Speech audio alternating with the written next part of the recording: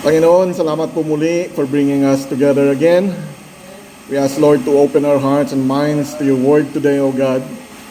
And turuan mo po kami, guide us, and give us the courage to share the good news of Jesus with others. May everything we learn today, Lord, bring glory to you. In Jesus' name, amen. You may all be seated. Ito na title natin, Bible Study. So, title natin, Usap Lang. Subtitled, hindi debate, conversation lang. Ito na itong mga Bible verses na nakikitaon niya na. So, ang main text natin is John 4, 1-30. So, if you wanna leave your Bible to open to John, the book of John. Tapos, supporting verses natin will be Colossians 4, 5-6 and 1 Peter 3:15. So, maupay na hapon uli.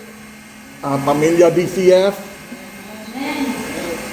For the past 2 Sundays, pinag-usapan natin ang evangelism. Una, yung huwag nating sarilinin ng good news. And then last Sunday, nakita natin na mahalaga sa Diyos ang every person or tao. So walang taong masasabi nating, ay wala na yan silang pag-asa. Pero ngayon, practical kita. Kasi baka may nagsasabi, Kuya, gusto ko naman mag-share na talaga about Jesus. Pero, ay man ako magtitikang. Ano bang sasabihin ko? Paano kung may magtanong sa akin na hindi ko alam? Ini na nakakatakot. Paano kung makipagdebate sa akin? Di ba? Have you guys ever experienced it? Kasi ako, nung bagito pa, ganun ako. Sa Bisaya pa, kanga ko. Hindi ko alam kung anong sasabihin ko. Diba? And maybe, that's one reason kung bakit maraming Christian natatamimi, pagdating sa gospel. Hindi nila may share. Hindi dahil ayaw nilang mag-share, hindi lang talaga nila alam kung paano or hain magtikang. Pero din kikitaon tayo Jesus sa John chapter 4, makikita natin here, Jesus showed us kung paano makipag-usap sa isang tao tungkol sa spiritual things. And interestingly, waray magsimula ng sermon, dirigihap, debate. Ordinary usap lang. So, in this story, may isang Samaritan woman na pumunta para kumuha ng tubig. Alam ni Jesus kung sino siya, di ba? Alam niya ang past ng babaeng ito. In fact, later, ira conversation, lababas na nagkaroon na siya ng 5 asawa at lahat sila taga Southern Leyte. 5 asawa pala yun. 5 asawa. Wrong story. Pero seriously, alam ni Jesus ang magulong buhay ng babaeng ito. Pero hindi siya nagsimula ng, Hoy, makasasala ka, magsisi ka, diri sugad. Waray. So kitaon ta kung paano tumiming si Jesus. Tumiming, ha? So if you wanna move on to John 4, 7-9, John 4, 7-9. So ang story dito, may isang Samaritan woman na pumunta sa bubon para mag-igib. How do you say igib in waray? Alog? Ano sa Bisaya? Alog? Ano sa Bisaya? Sagob. Sagob. Ang layo, So, nandun si Jesus at sinabi niya na pwede makaaro ng tubig. That's it. Tubig lang. Normal na usapan ba? Pero yung simpleng usapan na yun tungkol sa tubig eventually became a conversation about eternal life. And I think there's something here na kailangan natin matutunan. Hindi mo kailangan maging preacher God para makipag-share about Jesus. Minsan, kailangan mo lang muna maging tao. Makipagkwentuhan ka, makinig, magtanong. You show genuine interest. Interesado ka talaga. Di ba? Imagine si Helen, nasa tindahan niya. Okay? May lumapit na kakilala niya para bumili ng something. Alam niya, magulo ang buhay ng taong ito. Maraming problema. Hindi naman siguro sasabihin ni Helen ng opening na, Good morning! Alam mo ba kung saan ka pupunta ngayon kung mamamatay ka? I don't think she's gonna do that, di ba? Di ba? Sabihin siguro kay Helen, Len, okay ka lang? Napalit ka lang nga niya ako ni Usi. O kaya dito sa Mion's Cafe, may isang customer, mapit agad ka Real. Tapos si Real, tanungin niya kaagad, Sir, born again ka na ba? Ito maray pa nga ni naka-order, pwede naman sigurong, Sir, didinala ka mo sa kub, kay medyo mainit mapaso hagawas. Something like that, And then, usap lang. Kumustahan. Diba? Maybe, somewhere there in that conversation, may bababanggit siyang, magpalabas siyang something, problema sa pamilya, may pinagdadaanan, may fear, may tanong tungkol sa buhay. Doon pwede niyo i-sing it. Or probably mag-open up. And that's what, ganun ang ginawa ni Jesus. The woman came looking for water. Jesus started with water. Tubig lang. Then He brought the conversation somewhere deeper. The John 4:13-14, if you move a little down further, dini parang sinabi ni Jesus, uminom ka man dito ngayon, mauuhaw ka ulit. Pero may bibigay ako sa iyo na hindi kayang ibigay ng ordinaryong tubig. Okay? Jesus was no longer talking about physical thirst. He was talking about the deeper thirst of the heart. And that's where evangelism can happen, Dinihaton. Hindi naman tayo nauubusan ng mga chance na makipag-usap, di ba? Ang dami natin makausap dyan sa palengkiman, dida munisipyo, nasa barbershop, chika-chika with your fellow pedicab driver, di ba? O nagkakapi sa Mion's Cafe, di ba? Daming chance, ordinary moments, ordinary conversations la. Pero God can use those ordinary conversations for something eternal. Kaya, huwag kayong masyadong pressured. Okay. Sabihin mo siguro sa sarili ko, ay, paano ko kayo maisisingit ang Romans 3:23 in 15 seconds? Wow, cool lang doy. Relax lang. Hindi kailangan ganun. Di ba? Hindi competition ang evangelism. Hindi mo kailangan ipaliwanag ang buong Bible ng isang sitting. Start where the person is. Kung may problema siya, again, makinig ka. Kung may tanong siya, you guys talk about it. Kung masaya siya, celebrate with him or her. At kung hurting siya, huwag agad sermon. Hindi kailangan ng ganun. Makinig ka muna because sometimes the road to someone's heart starts with something as simple as, hello, how are you? Kumusta ka? Di ba? At kapag dumating ang opportunity na mapag-usapan niyo si Jesus, don't be afraid to tell the truth. Di ba? Hindi naman nga iniwasan ni Jesus ang kasalanan ng Samaritan woman. Kasi eventually, napag-usapan din nila yun. Pero hindi niya siya pinahiya. Hindi ni Jesus pinahiya yung babae or kanang dinurog. Di ba? Jesus gave her truth with grace. At yun din ang sabi ng Colossians 4:6. You don't have to turn there. Colossians 4:6, markahan nyo na lang. Colossians 4:6, ang sabi dyan, let your conversation be always full of grace. Or in street level conversation, pag may kausap ka mo, be friendly. Ayaw pag inisog, pag inambog, or pakipagdebate. Make the conversation interesting. And kung may magpakianang ani, answer them nicely. And with respect. Peter also said that. Sabi ni Peter sa 1 Peter 3:15, maging ready tayong sumagot tungkol sa hope na nasa atin. Pero gawin natin ito with gentleness and respect. So yun ang gusto natin matutunan yan nga hapon. Hindi, paano kaya ako mananalo sa debate? Diba? Kundi paano ako magsisimula ng conversation? How do I start it up? Na maaaring gamitin ng Diyos para maipakilala si Jesus. Because actually evangelism doesn't always begin with open your Bible to or turn your Bible to. Sometimes it simply begins with, kumusta ka? There you go again. Usap lang. then let's see where God takes the conversation. Diba?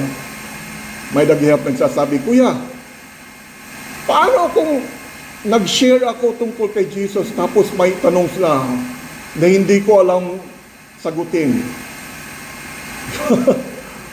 Diba? Kasi nangyari talaga yan sa akin, you know?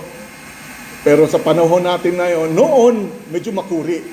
Pero what I did is tell the guy na, I'll get back to you later, you know? Pero yan na, simple na masyado. What do you do? ChatGPT, Gemini, Claude, or Dula, di ba? Yan favorite nyo. Pero I'm telling you right now, I just found out this morning there's another one. Yeah, and this one is open source, meaning you can actually alter the AI. And it's called QWEN. Q, then W-E-N, AI. I tried it. I punched in some questions. Yan na, it cannot do any video or photo, but as to any kind of solving, masosolve niya. Okay, QWEN AI. The only thing I'm concerned about is this is Chinese. Okay, it's Chinese. And Chinese are really good in capturing your information. All right. Pero QWEN, it's free. It's free. Okay? No, seriously, bitaw. Ako, nag-ChatGPT talaga ako. I use ChatGPT a lot. Maski ininakon smart glasses, you know, I have the option to use either ChatGPT or Gemini. May problema ako sa computer, yan na, I used to solve it myself noon. Pero yan na, I'm lazy na. You know, pagod na ako magbasa. I'm telling you, ayoko na ng fine prints na, napakaguti ay. Even manuals, I don't even look at it anymore. What I do nowadays, trial and error na lang.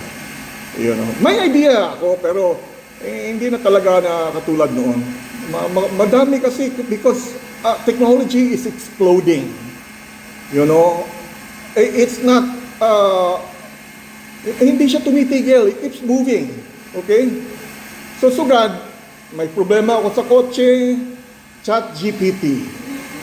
Okay? May settings ako hindi maintindihan, ChatGPT. May problema sa church computer natin, ChatGPT. I'm not promoting ChatGPT. I'm just move along with me. I'll explain later. You know how we resolve the issue about itong recording aton audio? Diba? How did I do it? How did we do it? ChatGPT. Okay?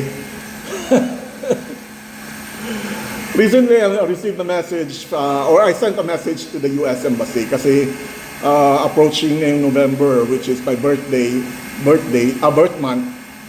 It has something to do with my medical insurance, Medicare. And I don't want it. Hindi ko kailangan kasi I'll be paying $300 na hindi ko naman magagamit dito. Okay, so I asked ChatGPT to help me out, fill up the form properly. And it did help me. I sent it, it got back, okay na dayon. Kasi kung ako lang yun, maraming tanong na hindi ko makukuha, hindi ko mag-get. Even my taxes, you know, taxes na makuri. I do my own taxes. Even when I was still in the US, wala pang ChatGPT no. Pero now, mas makuri para sa akin kasi I'm over here. Pero ChatGPT has helped me a lot. Again, I'm not promoting ChatGPT. Pero seriously, ginagamit ko rin ng AI sa Christian and religious matters. Okay? Most of all, ginagamit ko ito sa pag-prepare ng Bible studies natin. Yan ang may dangani website for Bible study outlines. Pero may bayad, $3.99 a month. You don't have to do anything. Outline is there. May bayad lang lagi na $3.99. Pero wala kita problema aton outlines kay we get it directly from Christian or Harvest Christian Fellowship kan Pastor Greg Laurie. And we can be assured that our theology is theologically sound. Okay? Pero but you know, I don't think we Christians should automatically be afraid of technology. Kasi isipin nyo ito, ang cellphone ba masama? Ha? Generally, hindi. Di ba? Pero pwedeng gamitin ang cellphone sa masama. Am I right? Okay. Pwede ka manira ng tao sa Facebook. Pwede ka manood ng mga bagay na hindi mo dapat pinapanood. Pwede ka magkalat ng fake news. That's simple. Pero, the same cellphone, pwede mong gamitin para magbasa ng Bible.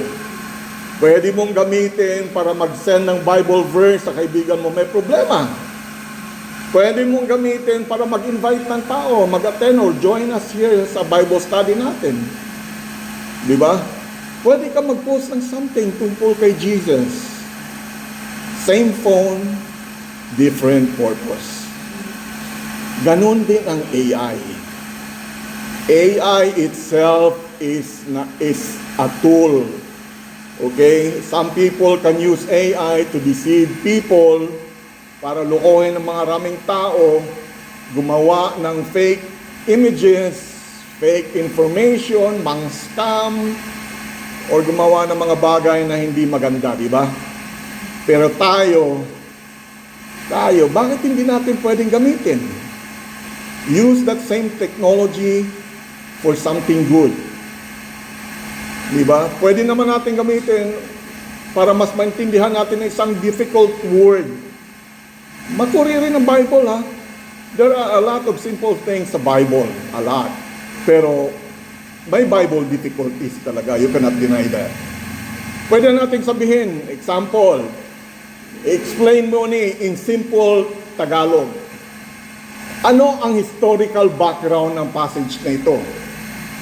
Or, sometimes I would write a prompt, i-illustrate mo ang John 3:16 into an image.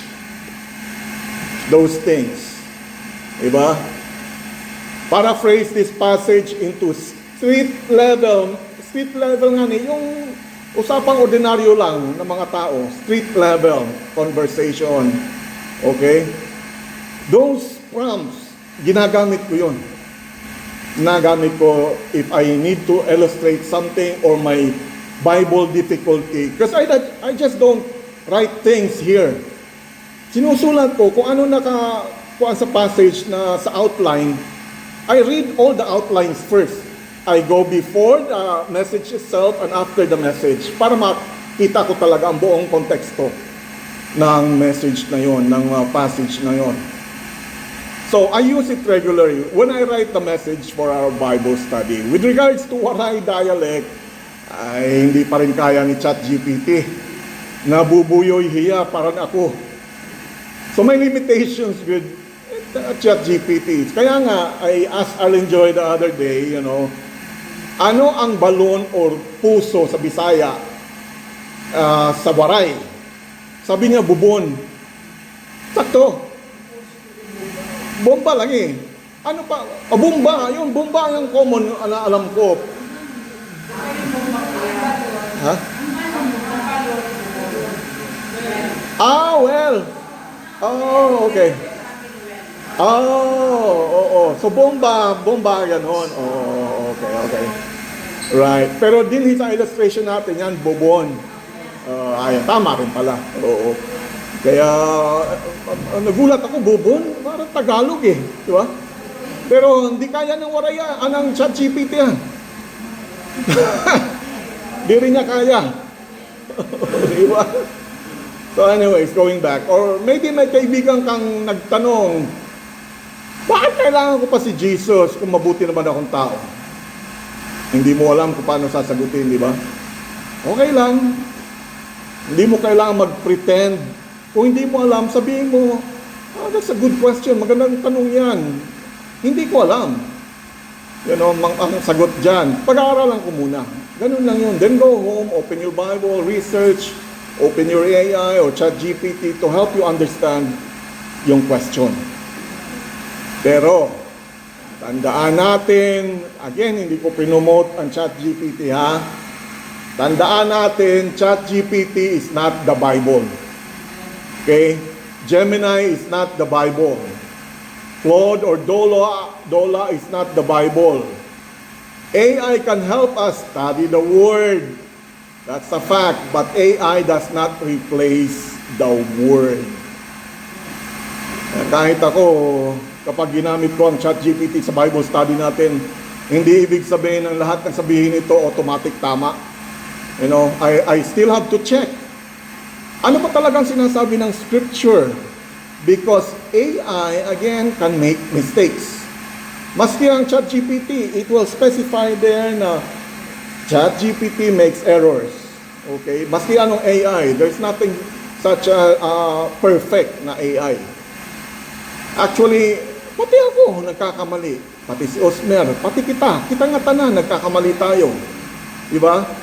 Kaya nga, ang final authority natin is not Pastor Greg Laurie, not your favorite preacher, not Google, not ChatGPT.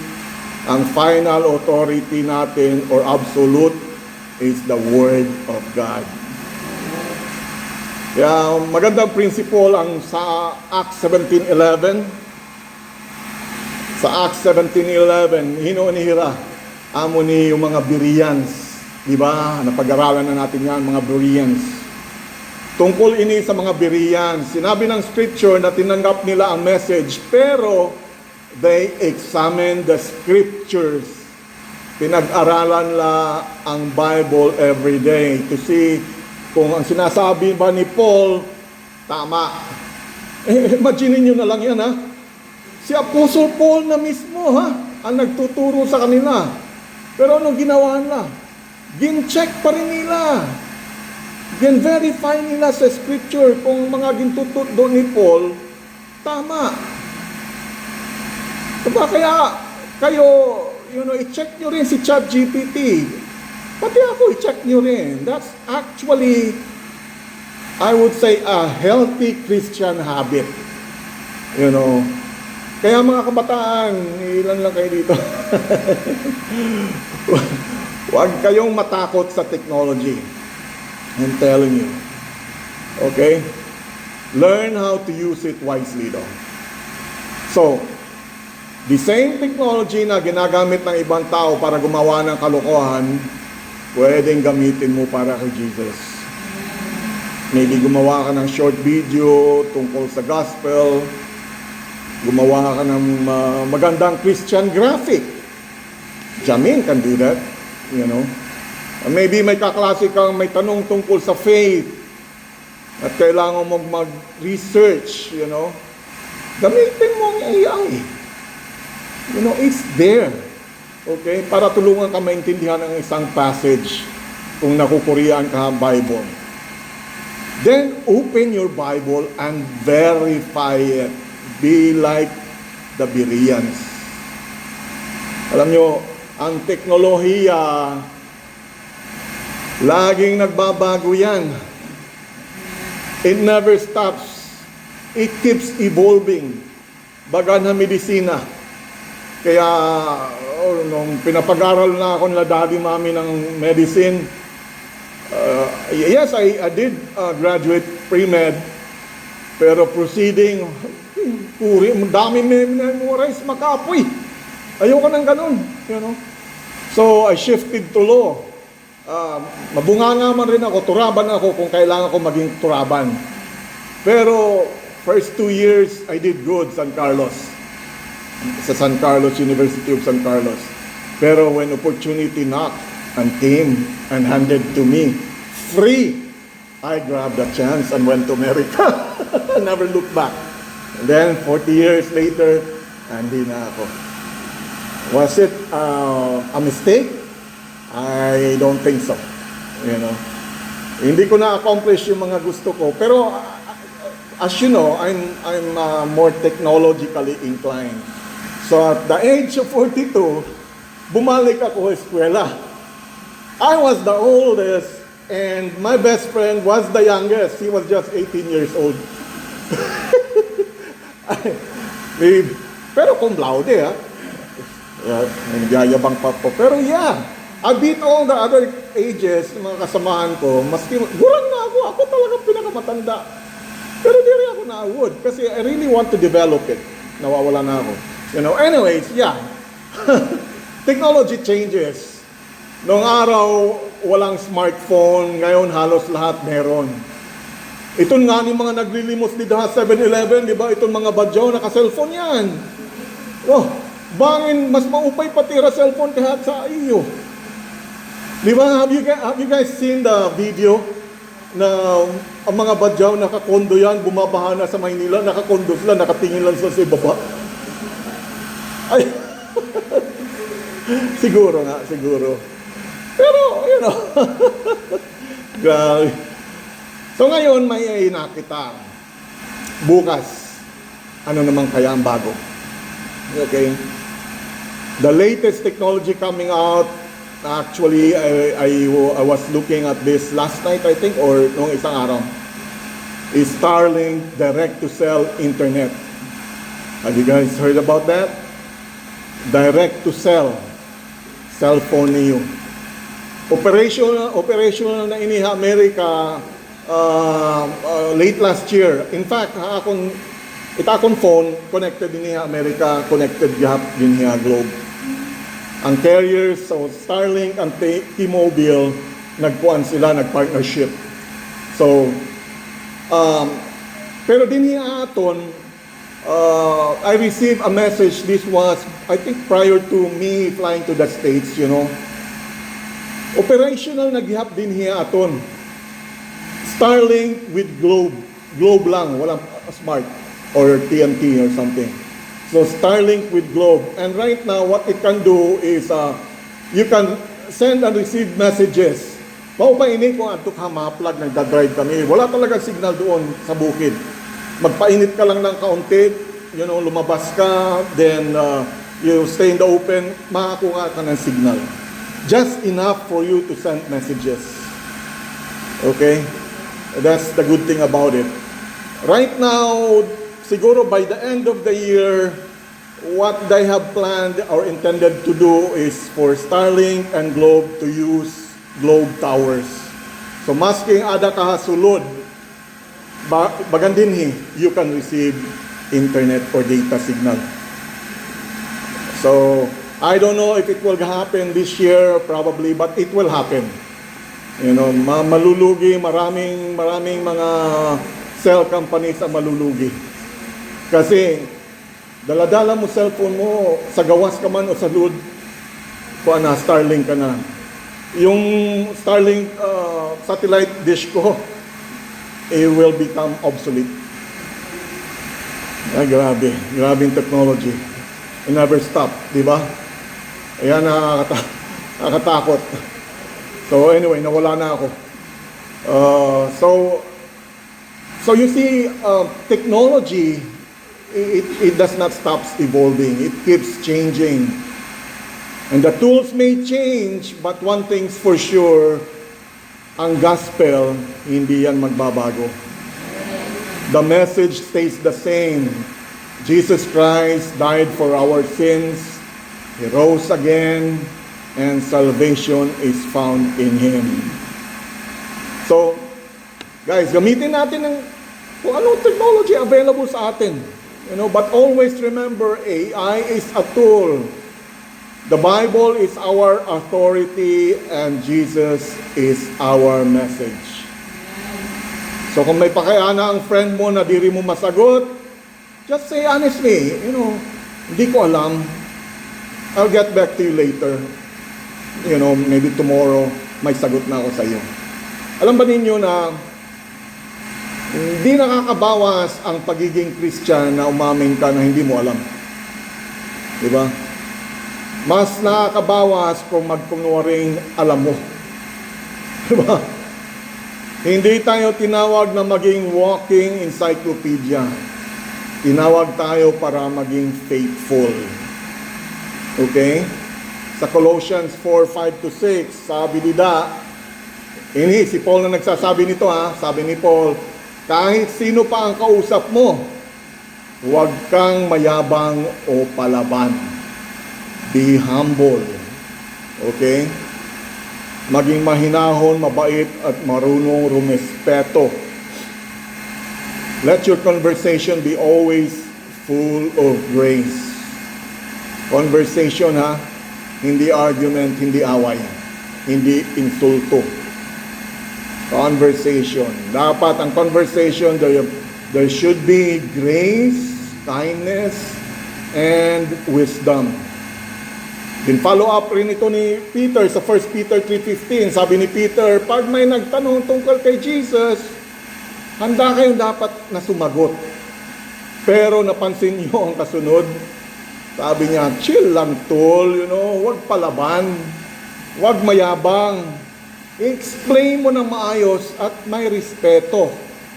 With gentleness and respect. Hindi sigaw, hindi galit, hindi pangmamaliit lalo na, but with gentleness and respect.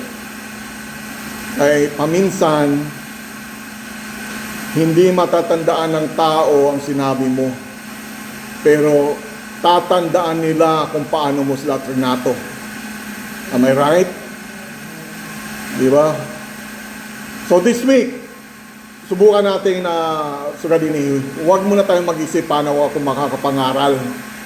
Instead, mag-isip tayo, sino kaya ang ililid ni Lord para makausap ko? Something like that. Again, you don't have to work on 10 people. Isa lang. Isa lang. Maski ka, nasaan ka, kung anong ginagawa mo, may opportunity, grab it. I'm sure may nakaka-notice sa pagbabago nyo. Diba? And I'm sure may naiinggit or may naiintriga kung bakit ka nang bago. Diba? Lahat yan, halo-halo yan. So what you do, kamustahin mo siya, makinig ka, ipanalangin mo, at when opportunity knocks, ikwento mo kung paano binago ni Jesus ang buhay mo. Hindi mo kailangan maging Pastor Greg Loring, hindi mo kailangan maging Billy Graham, kailangan mo lang maging ikaw. At gamitin ng Diyos ang kwento mo. Your testimony. Ang laking bagay yan, yung testimony mo. Again, yung pagbabago mo. Then share. Paano ka ginbago ang Diyos? Diba? Kaya mga kapatid, maraming tao natatakot sa salitang evangelism. Pero kung titingnan natin si Jesus, hindi siya nagsimula sa debate. Hindi siya nagsimula sa argument. Nagsimula siya sa isang simple conversation lang. Baka yun din ang gustong gawin ng Diyos, di ba? For you this week. Isang simpleng, kumusta ka? Over a cup of coffee. Maikling chika-chika. Pero makinig ka. And from there, bubuksan ng Diyos ang door para sa good news. Pero again, hindi natin trabaho na baguhin ang puso ng tao. Ang trabaho yan ng Holy Spirit. Hindi tayo ang gagawa dyan. Okay? Ang trabaho natin is to start a simple conversation. Pero bago tayo magtapos yan, gusto kong bigyan kayo ng simple na challenge. This week, huwag nyo munang isipin na kailangan nyo mag-preach. You don't have to do that. Instead, mag-pray kayo. Pray a prayer, something like this. Lord, bigyan mo ako ng isang chance na makipag-usap o may makausap na isang tao. Tulungan mo akong, makinig sa kanya, magmahal, at kapag you give me an opportunity, Lord, bigyan mo ako ng courage, boldness, na i-share si Jesus. Remember, Neo and Nina, every gospel conversation starts with an ordinary conversation. At minsan, ang simpleng, kumusta ka? Ginagamit ng Diyos yan para baguhin ang buhay ng isang tao. So bago natin tapusin ini, tatambay sa study na gusto ko lang idagdag ini. Mga kapatid, kaya natin pinag-aaralan ini also kung paano mag-share about Jesus. It's not simply about para magkaroon tayo ng bagong skill, ha? May urgency dito. Sa Matthew 24, 4 to 51, medyo mahaba na lang. I will paraphrase it and simplify it for everybody. Pero later on, you can read it. Warning ini, everybody should know this. Warning mismo ni Jesus Christ ini tungkol sa mga bagay na nangyayari habang papalapit ng kanyang pagbabalik. Sinabi niya na makakarinig tayo ng wars and rumors of wars. Okay? I think I promise na we will not deal with prophecy muna, pero hindi maiwasan eh. May urgency talaga sa mga nangyayari ngayon. Magkakaroon ng famines and earthquakes in various places. Magkakaroon ng deception, persecution, lawlessness, at lalamig o manlalamig ang pagmamahal ng marami. At tingnan ninyo ang mundo natin ngayon. Diba? May gera, may lindol. Have you guys heard the latest news? Anybody read the news? Just a few hours ago, a 5.8 earthquake happened in Japan again. So, where was the last time na nagkaroon ng earthquake? Sa Peru. So, it's still part of the ring of fire. So, it's going in circle right now. Peru, and then just a few hours ago, naglindol na ulit sa Japan. Pero pasalamat tayo hindi dumaan dito sa atin. Diba? So, may lindol, may mga kaguluhan, may deception, may mga bagay na dati iniisip lang natin pero ngayon bagang naging normal na lang. And the frequency, i-factor natin yan, ha? Sunod-sunod na ini ng mga nahihitabo. Okay? As I wrote this, pang Bible study natin, you know, I wrote Peru pa yun. Sa Peru. Pero kanina ko lang na-find out na sa Japan naman nag-earthquake pala. Just a few hours ago. Grabe. Pero ingat tayo, ha? Hindi sanabi ni Jesus kapag may isang lindol, yun na yun, bukas na rapture. Pero I was talking to the kids yesterday nung inihatid ko sila. And I told them about this guy na panood ko sa Facebook. Interview niya na nagsabi yung guy, siguro engineer na yung mathematician, engineer. In 2075 daw, dyan magra-rapture. Yan na naman. Date setting. You know, 2075 daw magra-rapture. By that time I would be with God already. You know, kamu na lang siguro ma-experience yan. It does happen. Pero para haton, whether it comes now, tomorrow, or the next decade, or whatever, you know, ready man kita. We don't have to worry about anything, di ba? Sabi ni Jesus, kahit nga ni ang mga anghel sa heaven, hindi nila alam. Ang Ama lang ang nakakaalam. Kaya hindi tayo dapat mag-set ng date. So Jesus clearly said, about that day or hour, no one knows. So ang response natin should not be panic. Okay, ang response natin should be readiness and urgency. Kaya tayo nag-aaral ng evangelism para ma-share natin ating mga loved ones and those people around us, you know. Given the opportunity, share. Ask them, they ask you, why? Bakit ka ganun? May kakaiba sa'yo. Share and tell them, bakit ka nabago? You tell them the truth, binago ka ni Jesus Christ. Diba? Kaya mga kapatid, kung naniniwala talaga tayo na babalik na si Jesus, bakit hindi natin kailangan ipagpabukas ang pag-share, di ba? Kailangan natin gawin with urgency. Kung may classmate kang medyo matagal mo nang gustong imbitahin, invite mo na. You know? May kaibigan kang gusto mo na may pinagdadaanan, share mo si Jesus Christ. Kumustahin mo. Lalo na aton mga relatives. Yung hindi pa nakakakilala kay Jesus, talk to them. Hindi kailangan sermon agad. Okay, remember what we've been learning? Usap lang. Isang simpleng usapan, isang kumusta, isang, invitation. Sama ka sa Bible study. O isang, can I pray for you? Something like that, Isang simpleng conversation tungkol kay Jesus because we don't know how much time we have. Jesus is coming back. And habang may panahon pa, may one heart din hiyadulag na kailangan makarinig tungkol sa Kanya. So don't wait for the perfect opportunity. Maybe ang opportunity is already standing in front of you. When you are over there sa palengke or wherever you are. Kahon-tahon mo, kausap mo, kung ano mang posisyon ka na nakikipag-alubilo sa mga tao. Given the chance, and think about the urgency. Given the chance, share Jesus Christ to him or her. Amen? Okay, let's pray. Panginoon, marami pong salamat muli sa salita nyo at sa pinag-aralan namin yan na.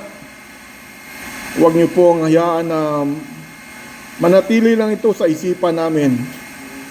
Give us the courage to go out and start a simple conversation. Invite someone, Lord, and share the good news of Jesus. Tulungan mo po kaming makita ang mga tao the way you see them, with love and compassion, Lord. At habang hinihantay namin ang pagbabalik ng anak nyo, si Jesus, help us use every opportunity you give to us to reach one more person for Christ. Lord, gamitin mo po kami right here in Dulag, dear God. All this we pray in Jesus' name. Amen.